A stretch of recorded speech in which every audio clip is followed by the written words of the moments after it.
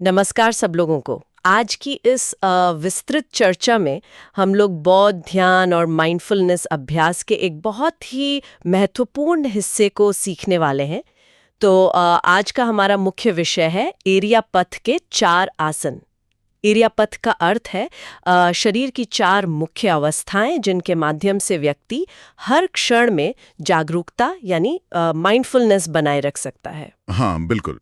और शुरुआत में ही हम एक बहुत गहरे सवाल पर बात करेंगे। देखिए, अक्सर हम लोग जब बुद्ध के बारे में सोचते हैं तो एक छवि बनती है कि कोई पेड़ के नीचे बैठा है और अचानक कोई दिव्य प्रकाश आ गया। हाँ, एक जादुई चमत्कार की तरह। एकदम सही। लेकिन आज हम जिन स्रोत सामग्रियों का गहन विश्लेषण कर रहे हैं ना, जो प्राचीन पाली ग्रंथ हैं, वे इस धारणा को पूरी तरह पलट देते हैं। बुद्धत्व कोई दार्शनिक विचार नहीं था, यह एक बहुत ही व्यावहारिक विद्या थी। और यही बात मुझे सबसे ज्यादा रोमांचित कर रही थी। मतलब लोग सोचते हैं कि ध्यान का मतलब है बस एक शांत कमरे में 20 मिनट आंख बंद करके बैठना और फिर अपनी अस्त व्यस्त जिंदगी में वापस लौट जाना। बिल्कुल। लेकिन स्रोत बताते हैं कि ध्यान तो चलते फिरते और यहाँ तक कि सोते हुए भी किया जा सकता है। हाँ, और इसी निरंतरता को बनाए रखने के लिए इरियापत की अवधारणा सामने आती है। क्योंकि देखिए, कोई भी व्यक्ति 24 घंटे तो पालथी मारकर नहीं बैठ सकता। बिल्कुल नहीं, शरीर है तो दैनिक कार्य तो करने ही होंगे। सही कहा। तो ऐसे में इरियापत हमें सिखाता है कि साधना कभी ना छूटे। तो इसमें सबसे पहला है बैठने की अवस्था, जिसे सिटिंग मेडिटेशन कहते हैं। यह सबसे सामान्य ध्यान की अवस्था है। इसमें रीढ़ की हड्डी सीधी रहती है और शरीर शांत रहता है। तो इससे एकाग्रता आती है, राइट? बैठकर ध्यान करने से मन एकाग्र होता है और ध्यान की गहराई बढ़ती है। बिल्कुल।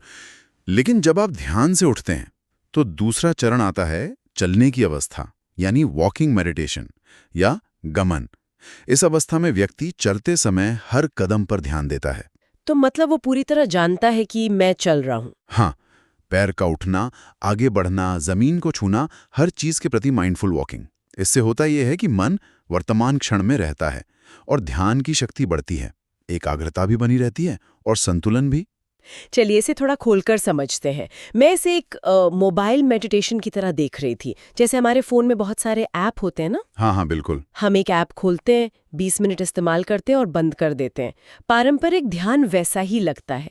लेकिन इरियापथ उस बैकग्राउंड प्रोसेस की तरह जो फोन चालू रहने तक हमेशा पीछे चलता रहता है। अरे वाह, ये तकनीकी एनालॉजी बहुत सटीक है। और ये बैकग्राउंड प्रोसेस सिर्फ चलने तक नहीं रुकता। तीसरा आसन है खड़े रहने की अवस्था या स्टैंडिंग पोस्चर। इसमें शरीर स्थिर और सीधा रहता है। मतलब किसी का इंतजार करते हुए या बस यूं ही खड़े हुए? हाँ, खड़े रहते समय शरीर की स्थिरता और श्वास पर ध्यान दिया जाता है, जिससे मन शांत और जागरूक रहता है। इससे माइंड बॉडी अवेयरनेस काफी बेहतर होती है। और फिर दिन के अंत में चौथा आसन आता है लेटने की अवस्था, यानी लाइंग डाउन पोस्चर। तो लेटने की अवस्था मुख्य रूप से आराम और माइंडफुल रिलैक्सेशन के लिए है ना? बिल्कुल। लेटते समय भी श्वास और शरीर की अनुभूति पर ध्यान दिया जाता है, जिससे जागरूकता बनी रहती है। तो संक्षेप में कहें तो इरियापथ के ये 4 आसन, चलना, खड़े रहना, बैठना और लेटना, एक इंसान को जीवन के हर पल में माइंडफुलनेस का अभ्यास करने में मदद करते हैं। एकदम सही। लेकिन यहाँ कहानी में सबसे बड़ा ट्विस्ट आता है। अच्छा, वो क्या? वो ये कि क्या सिर्फ इतना जान लेना काफी है कि मैं चल रहा हूँ या बैठा हूँ? स्रोत सामग्री चेतावनी देती है कि सिर्फ इस स्मृति या माइंडफुलनेस से काम नहीं चलने वाला, सिर्फ जानने से मुक्ति नहीं मिलती। रुकिए, ये बात मुझे थोड़ा उलझा रही है। अगर कोई इंसान पूरी तरह से सजग है तो वो मुक्त क्यों नहीं हो सकता? स्रोतों में एक सर्कस वाली लड़की का उदाहरण था शायद। हाँ, एक सर्कस में रस्सी पर चलने वाली लड़की या अपने हाव भाव के प्रति सजग रहने वाली नर्तकी का उदाहरण। अब देखिए, रस्सी पर चलने वाली लड़की के पास बहुत गहरी स्मृति होती है। उसका पूरा ध्यान अपने हर कदम पर होता है। बिल्कुल, अगर उसका ध्यान एक पल के लिए भी भटकेगा तो वो सीधे नीचे गिरेगी। सही कहा।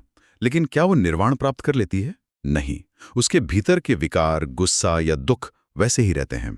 यहीं पर संप्रज्ञान यानी संप्रजान्य का प्रवेश होता है। संप्रज्ञान। तो स्मृति और संप्रज्ञान में असल अंतर क्या है? संप्रज्ञान का अर्थ है शरीर पर होने वाली वेदनाओं को, यानी सेंसेशंस को गहराई से महसूस करना और सिर्फ महसूस करना नहीं, बल्कि उनके उत्पाद और व्यय को साफ साफ जानना। उत्पाद और व्यय यानी संवेदनाओं का पैदा होना और फिर नष्ट हो जाना। एकदम सटीक।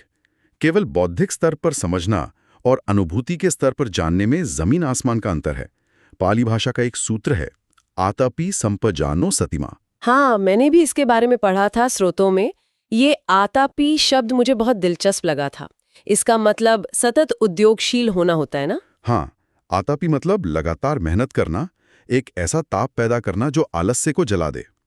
संपजानो मतलब संप्रज्ञानी बने रहना, और सतीमा मतलब स्मृतिमान रहना। लेकिन एक बात बताइए, हम शरीर पर उठने वाली इन छोटी छोटी संवेदनाओं, जैसे कहीं खुजली हो रही है या कहीं दबाव है, इन सबको इतनी अहमियत क्यों दे रहे हैं? क्या सिर्फ किताबें पढ़कर ज्ञानी नहीं बना जा सकता? देखिए, इंसान का जो अवचेतन मन है ना, वो बुद्धि या शब्दों की भाषा नहीं समझता। हम कितना भी पढ़ लें कि गुस्सा करना बुरा है, लेकिन जब स्थिति आती है तो हम फिर भी गुस्सा करते हैं। हाँ, ये तो है, हम खुद पर काबू नहीं रख पाते। वो इसलिए क्योंकि हमारा अवचेतन मन सिर्फ वेदना की भाषा समझता है। जब शरीर पर सुखद वेदना होती है तो मन उसमें आसक्त हो जाता है। दुखद वेदना होती है तो क्रोध पैदा करता है। संप्रज्ञान वो पुल है जो इस अंधी प्रतिक्रिया को रोकता है। ओहो, अब समझी। मतलब जब हम ईरिया पथ के चारों आसनों में संवेदनाओं को तटस्थ होकर देखते हैं, तो हम असल में अपने अवचेतन मन को ट्रेन कर रहे होते हैं। बिल्कुल, हम उसे सिखा रहे हैं कि प्रतिक्रिया मत करो, बस देखो। ये बात दिन के समय तो पूरी तरह तर्क संगत लगती है। चलते या बैठते हुए वेदनाओं को महसूस करना आसान है। लेकिन मुझे सबसे बड़ी उलझन लेटने की अवस्था यानी नींद को लेकर हुई। नींद में संप्रज्ञान है ना? हाँ, मतलब रुकिए, क्या सच में ऐसा संभव है? नींद तो पूरी तरह से अचेतन अवस्था है, वहां जागरूकता कैसे हो सकती है? ये तो विज्ञान के खिलाफ लगता है। पहली बार सुनने में ये अविश्वास बहुत स्वाभाविक है, लेकिन स्रोत बताते हैं कि जो व्यक्ति सजगता का निरंतर अभ्यास करता है, उसका न्यूरोलॉजिकल ढांचा ही बदल जाता है। वो रात को सोते समय आधी नींद और आधा जागरण की अवस्था में रहता है। आधी नींद और आधा जागरण, तो क्या उसकी नींद खराब नहीं होती? नहीं, बल्कि नींद बहुत गहरी होती है। शरीर का मेटाबॉलिज्म धीमा हो जाता है, शरीर को पूरा आराम मिलता है, लेकिन जो मन है वो भीतर संवेदनाओं के उत्पाद व्यय को देखता रहता है। ये तो कुछ ऐसा हो गया जैसे कंप्यूटर स्लीप मोड में चला गया है। स्क्रीन काली है, लेकिन बैकग्राउंड में एंटीवायरस प्रोग्राम लगातार सिस्टम को स्कैन कर रहा है। क्या बात है, एकदम सटीक एनालॉजी है। और इसी एंटीवायरस की वजह से व्यक्ति सुबह एकदम तरोताजा उठता है। अच्छा, और जो सपनों का विज्ञान स्रोतों में बताया गया वो भी बहुत अजीब था। अगर सपने में बहुत तेज गुस्सा आए तो क्या होता है? और सिर्फ गुस्से की नहीं, उस समय शरीर पर जो रासायनिक बदलाव हो रहे हैं, जो वेदना उत्पन्न हो रही है, उसकी भी जानकारी रहती है। बाप रे, ये तो सच में एक पहरेदार की तरह है जो कभी सोता ही नहीं है। बिल्कुल, कोई भी विकार उठते ही संप्रज्ञान जाग जाता है। लेकिन इन सब का अंतिम लक्ष्य क्या है? हम 24 घंटे इन संवेदनाओं को क्यों देख रहे हैं? इस पूरी मेहनत का सो व्हाट क्या है? इस सो व्हाट का जवाब देने के लिए स्रोतों में एक धर्मशाला का बहुत खूबसूरत उदाहरण दिया गया है।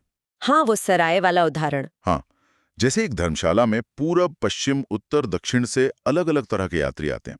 कोई लंबा है, कोई नाटा है, कोई गोरा, कोई काला। और वो कुछ देर ठहरकर चले जाते हैं।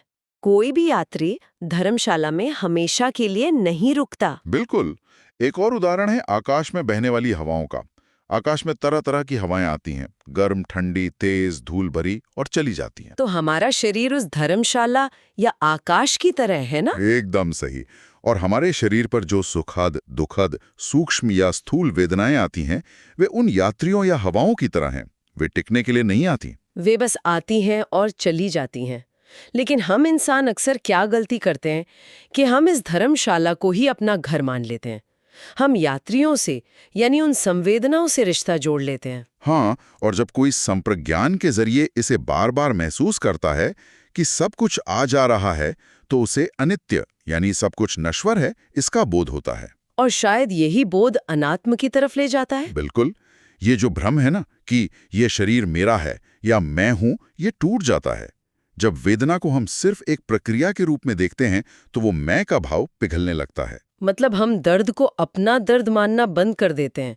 हम देखते हैं कि दर्द है, लेकिन वो मैं नहीं हूं। सही कहा। और मैं के इसी तादात्म्य के टूटने से चित्त के विकार हमेशा के लिए दूर हो जाते हैं। यही निर्वाण का मार्ग खुलता है। तो अब ये पूरी तस्वीर एकदम साफ हो गई है।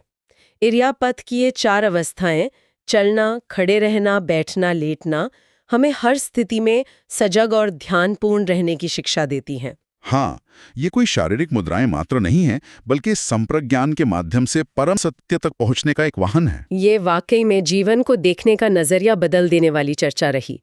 तो श्रोताओं, इस विस्तृत चर्चा को खत्म करने से पहले हम आपके लिए एक विचार छोड़ना चाहते हैं। एक ऐसा सवाल जिस पर हर किसी को खुद विचार करना चाहिए। हाँ, अगली बार जब जीवन में कोई बहुत सुखद या बहुत दुखद स्थिति आए, मान लीजिए बहुत तेज गुस्सा आए या कोई बड़ी खुशी मिले, तो क्या उस पल रुककर उस भावना को सिर्फ एक धर्मशाला के यात्री की तरह देखा जा सकता है, जो बस कुछ पल के लिए आया है और चला जाएगा? क्या उस एक पल की जागरूकता वास्तव में हमारे जीवन जीने का तरीका बदल सकती है? यही वो सवाल है जिसके साथ आज हम इस चर्चा को विराम देंगे।